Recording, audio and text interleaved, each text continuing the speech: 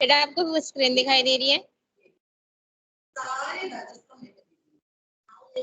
बेटा आपको screen visible है, दिखाई दे रही है? यस मैम, दिख रही है। तो आज का जो टॉपिक है उसको या तो हम हाइपरटेंसिव नेफ्रोपैथी कह लो या रीनल हाइपरटेंशन कह लो, एक ही बात है, ठीक है। तो आज का जो टॉपिक है यहाँ रीनल हाइपरटेंशन या हाइपरटेंसिव नेफ्रोपैथी। तो सबसे पहले हम उसकी डेफिनेशन के बारे में बात करते हैं। उसकी डेफिनेशन क्या है? तो इसकी डेफिनेशन जैसे कि आपको स्क्रीन पे दिखाई दे रहा है, high blood pressure resulting from kidney disease. ठीक है, किडनी डिजीज की वजह से क्या होने लगा, हाई ब्लड प्रेशर इंक्रीज हो गया। तो किडनी डिजीज की वजह से हाई ब्लड प्रेशर का होना, ये क्या है, रीनल हाइपरटेंशन कहलाता है। ठीक है, अब बात करते हैं इटियोलॉजी। इटियोलॉजी का मतलब है कॉज, जैसे कि मैं पहले बताया। तो इसकी इटियोलॉजी में आती है सबसे पहले रीनल स्टेनोसिस। ठीक है, रीनल स्टेनोसिस।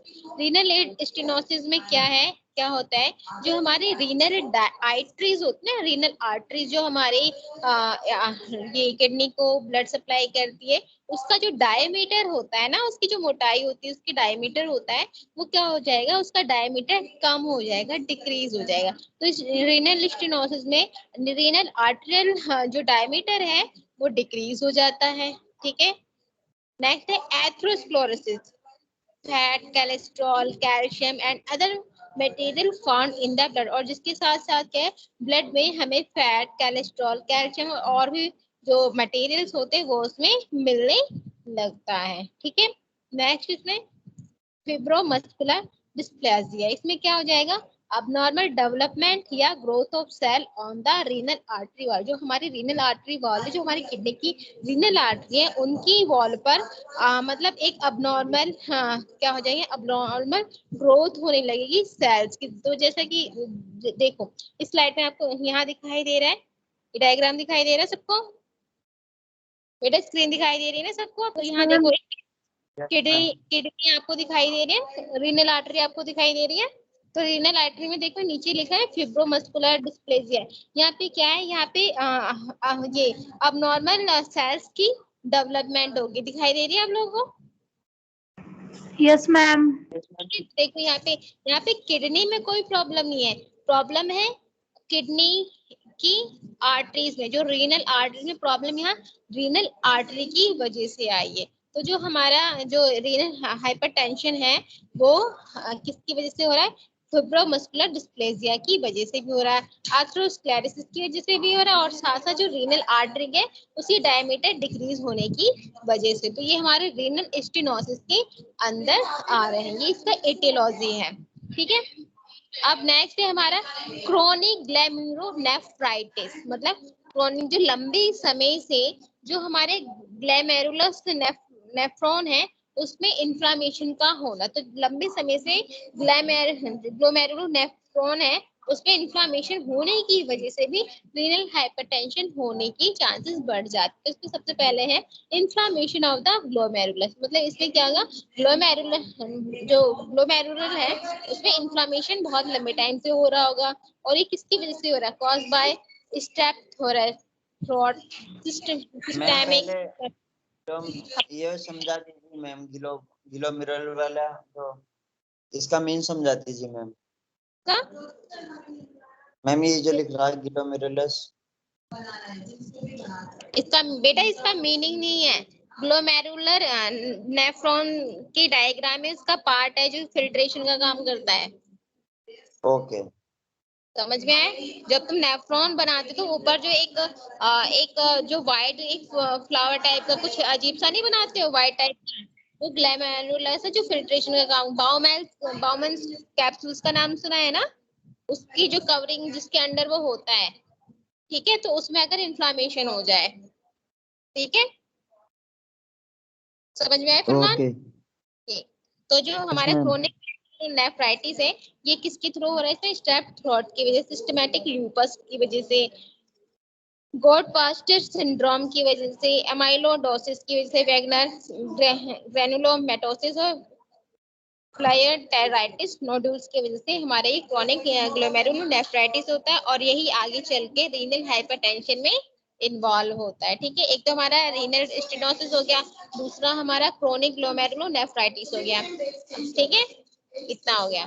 अब ये जो दो डिजीज है इनकी वजह से रीनल हाइपरटेंशन होने के चांसेस ज्यादा बढ़ जाते हैं। अब बात करते हैं हम पैथोफिजियोलॉजी। तो पैथोफिजियोलॉजी का मतलब पैथो मतलब पैथोजन, फिजियोलॉजी मतलब फंक्शन, कि जो पैथोजन है वो कैसे फंक्शंस करते हैं। तो जो हमारे पैथोफिजियोलॉजी है वो टू वेव्स में है, दो तरीके के। नंबर वन है इंक्रीज रीनल वस्कुलर रेजिस्टेंस, जिसमें नंबर वन है कि जो रीनल वेसल्स है उसका रेजिस्टेंस क्या हो जाएगा, बढ़ जाएगा। और दूसरा क्या, decrease glomerular capillary function coefficient. अब ये देखो, अब जो पैथोफिजियोलॉजी, अभी हमने इटियोलॉजी पढ़ी ना, रीनल स्टेनोसिस, स्टेनोसिस रिलेट कर रहा था किससे, आर्टरी से। ठीक है, और दूसरा हमने पढ़ा ग्लोमेरुलोनेफ्राइटिस मतलब ग्लोमेरुलस से। तो यहाँ देखो, यहाँ जो पैथोफिजियोलॉजी ये भी दो वे पे डिपेंड है। देखो, नंबर वन है रीनल वेस्कुलर रेजिस्टेंस इंक्रीज, मतलब रीनल वेस्कुलर रेजिस्टेंस है वो इंक्रीज होना,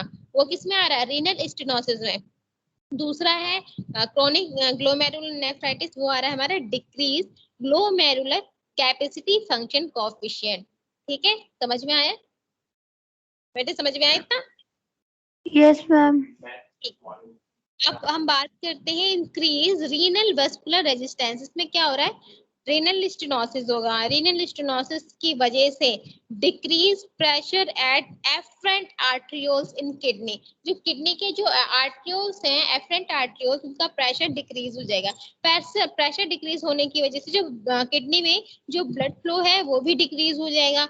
ब्लड फ्लो के डिक्रीज होने से क्या हो जाएगा, रीनल परफ्यूजन भी डिक्रीज हो जाएगा। रीनल परफ्यूजन डिक्रीज होने से ग्लोमेरुलर फिल्ट्रेशन रेट भी डिक्रीज होने लगेगा। जब जीएफआर रेट डिक्रीज हो जाएगा तो उसकी वजह से stimulate rennin release by kidney, तो किडनी क्या करने लगेगा, रेनिन को रिलीज करने लगेगा। जब वो रेनिन को रिलीज करने लगेगी तो रेनिन क्या करेगी, रेनिन एक्टिवेट रेनिन एंजियोटेंसिव सिस्टम। तो जब रेनिन रिलीज हो जाएगी किडनी से तो रेनिन जो है वो रेनिन एंजियोटेंसिव सिस्टम को एक्टिवेट कर देगा। और जब रेनिन एंजियोटेंसिव एक्टिव हो जाएगा तो एंजियोटेंसिनोजन टू एंटीटेंसिन में ये कन्वर्ट हो जाएगा, एंजाइम कन्वर्ट हो जाएगा। उसकी वजह से एंजियोटेंसिन 1 तो एंजियोटेंसिन 1 से कन्वर्ट हो गए ये एंजियोटेंसिन सेकंड में, मतलब क्या हो जाएगा, कन्वर्ट हो जाएगा, जिसकी वजह से रीनल वेस्कुलर रेजिस्टेंस बढ़ जाएगा। ठीक है, अब ये देखो, ये हमारी किडनी है, स्टेनोसिस हो गया, किडनी है, किडनी से किसने क्या कर दे, रेनिन, रेनिन जो है उसका लेवल इंक्रीज हो गया। रेनिन के इंक्रीज होने की वजह से उसने एंजियोटेंसिव था सेकंड को भी क्या कर दिया, बढ़ा दिया। जब वो उसने एंजियोटेंसिन सेकंड को इंक्रीज कर दिया तो उसकी वजह से क्या होगा, वैसो कंस्ट्रक्शन होने लगा है। वैसो कंस्ट्रक्शन होने की वजह से हाइपरटेंशन होने लगेगा। ठीक है, एक तो ये हो गया। और उसी तरह दूसरा रूट है कि एंजियोटेंसिन की वजह से एड्रिनल कॉर्टेक्स पे वो एक्ट करके एल्डोस्टेरोन को फॉर्म करेगा, और एल्डोस्टेरोन की वजह से ब्लड का जो वॉल्यूम है वो इंक्रीज हो जाएगा। वो भी क्या करेंगे, हाइपरटेंशन कॉज करेंगे। समझ में आया? Yes ma'am. अब नंबर सेकंड है हमारा डिक्रीज ग्लोमेरुलर कैपिलरी फंक्शन, मतलब जो हमारा ग्लोमेरुलर है उसकी कैपिलरी का फंक्शन क्या हो जाएगा, कम हो जाएगा। ठीक है, तो इसमें क्या है, क्रोनिक ग्लोमेरुलोनेफ्राइटिस जो हमने भी पढ़ा था।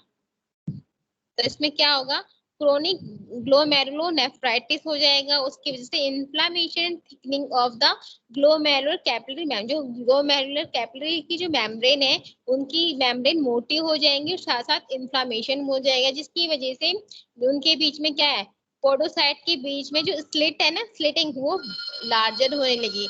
जब ये लार्जर होने लगी तो प्रोटीन न्यूरिया हो जाए, मतलब यूरिन में प्रोटीन प्रेजेंट आने लगेगी, प्रोटीन रिलीज होने, जिसको हम प्रोटीन न्यूरिया बोलते हैं। जब प्रोटीन न्यूरिया आ जाएगी, यूरिन में प्रोटीन प्रेजेंट होगा, तो जिसकी वजह से क्या होगा, reduce the glomerular capillary filtration coefficient, जिसकी वजह से जो हमारे ग्लोमेरुलर कैपिलरी फिल्ट्रेशन का कोएफिशिएंट है वो भी कम होने लगेगा। ठीक है, अब बात आती है हमारी इन्वेस्टिगेशन की। जब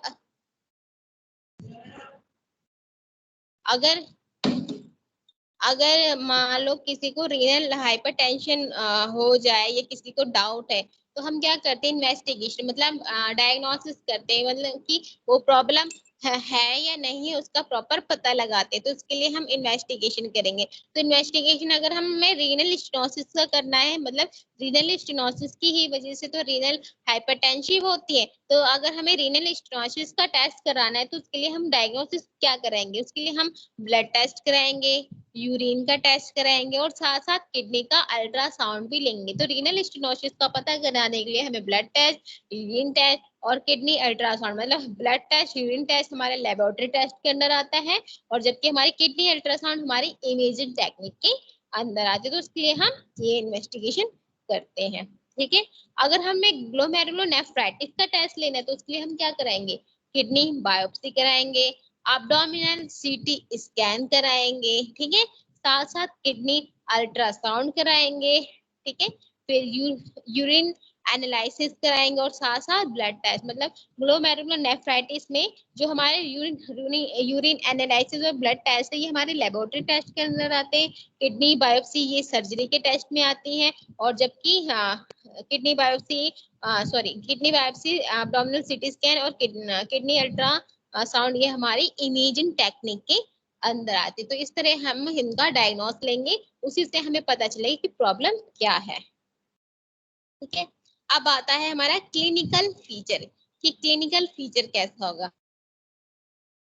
ठीक है। तो क्लिनिकल फीचर, तो अगर हम स्टेनोसिस को लेके चलते हैं तो स्टेनोसिस अगर होगा तो क्या होगा, हाई ब्लड प्रेशर होगा, ठीक है, जिसको कंट्रोल करना बहुत ही ज्यादा मुश्किल होगा। ठीक है। रीनल स्टेनोसिस में हाई ब्लड प्रेशर जनरेट होगा जिसको कंट्रोल करना बहुत ही मुश्किल होगा। ठीक है। अगर हम ग्लोमेरुलोनेफ्राइटिस की बात करें तो इसमें हाई ब्लड प्रेशर होगा पर्सन में, हिमोरिया हो गया, मतलब यूरिन में ब्लड होगा, ठीक है, प्रोटीनूरिया होगा, यूरिन में प्रोटीन प्रेजेंट होगा, oedema in ankle and face, मतलब एंकल और फेस पे सूजन आ जाएगी, ठीक है, बबलिंग या फॉर्मिंग यूरिन, और या जब भी यूरिन पास होगा तो यूरिन में या तो बबलिंग होगी ना, नहीं तो फॉर्म जैसी स्ट्रक्चर होगा जिसमें बहुत ज्यादा प्रोटीन प्रेजेंट होगा। तो ये हमारी क्या है, साइन एंड सिम्टम जो हमारे क्लिनिकल फीचर्स के अंदर आते हैं, मतलब हमारे रीनल हाइपरटेंशन में दिखाई देती है। अब बात करते हैं हम ट्रीटमेंट की। ठीक है। तो अगर कोई भी प्रॉब्लम होती है तो हम उसे क्या करते हैं, ट्रीट करते हैं। हम किसी भी प्रॉब्लम को यूं ही जाने नहीं देते, तो हम उसके लिए उसको ट्रीटमेंट करते हैं। तो अगर हम यहाँ पे ट्रीटमेंट करेंगे करेंगे तो उसके लिए हमें सबसे पहले, अगर हमें रीनल हाइपरटेंशन का अगर ट्रीटमेंट करना है तो सबसे पहले हम किसका ट्रीटमेंट करेंगे, रीनल स्टेनोसिस का ट्रीटमेंट करेंगे। तो रीनल स्टेनोसिस में हमारे हम क्या करेंगे, एंजियोप्लास्टी कराएंगे विद या विदाउट स्टेंट के थ्रू। हम एंजियोप्लास्टी, जैसे कि मैंने एंजियोप्लास्टी में आपको बता रखा था, जिसमें हम क्या करेंगे, जो हमारी आर्टरीज होंगी उनकी जो इंटरनल जो डायमीटर होगी, जो एरिया होगा वो क्या हो जाता है, कम हो जाता है, जिसकी वजह से क्या होता है, जो ब्लड है वो पास नहीं हो पाता। तो हम उसमें एंजियोप्लास्टी कराते हैं, जिसमें हम स्लैंट का भी यूज करते हैं और विदाउट स्लैंट का भी यूज करते हैं, जिसकी वजह से हम इसमें एक डिवाइस को, हाँ, आर्टरी जो हमारी आर्टरीज उसमें पास कराते हैं और जहां भी ब्लॉकिंग होती है वहां पे उसे मतलब पहुंचाते हैं। उसके बाद फिर क्या होता है, वो जो पार्ट है, जो भी जो हमने आर्टिकल्स यूज किया है वो अपने आप को वहां पे स्पेस लेने लगती है, और अगर कहीं भी वेस्कुलर ब्लॉकेज हो रही है उसको वो ओपन कर देते हैं, मतलब वो एक्स्ट्रा एक सपोर्ट देती है वहां पे, जिसकी वजह से जो ब्लड का फ्लो है वो भी इजिली हो जाता है। तो क्योंकि हमने वहां पे एंजियोप्लास्टी के थ्रू एक जो मटेरियल है वहां पे इंजेक्ट कर दिया है, जिसकी वजह से जो पासिंग है वो इजिली होने लगती है। ठीक है। नेक्स्ट है हमारे स्टैटिन ड्रग, इसमें हम लिपिड को रिड्यूस करने वाले ड्रग्स का यूज करेंगे। नेक्स्ट है हमारा रिवेस्कुलाइजेशन का हम ट्रीटमेंट कराएंगे। ठीक है। अगर हम ग्लोमेरुलोनेफ्राइटिस की बात करें तो हम ग्लोमेरुलोनेफ्राइटिस में क्या क्या ट्रीटमेंट लेंगे, इसमें इसके अकॉर्डिंग ईट लेस प्रोटीन, इसमें जो पेशेंट होगा उसको प्रोटीन खाने के लिए बहुत कम देंगे। ठीक है। सॉल्ट और पोटेशियम भी बहुत कम, मतलब उसकी जो डाइट होगी उसमें प्रोटीन, सॉल्ट और पोटेशियम का जो लेवल होगा वो बहुत ज्यादा कम होना चाहिए। ठीक। कंट्रोल ब्लड प्रेशर और साथ साथ पेशेंट के ब्लड को कंट्रोल करेंगे एंड टेक डायूरेटिक, और साथ साथ पेशेंट को डायूरेटिक ड्रग्स भी देंगे ताकि जो स्वेलिंग जो पेशेंट में जो स्वेलिंग है, पफनेस है, उसको ट्रीट किया जाए। तो उसके लिए हम डायूरेटिक्स वाटर पिल्स का यूज करेंगे। ठीक है,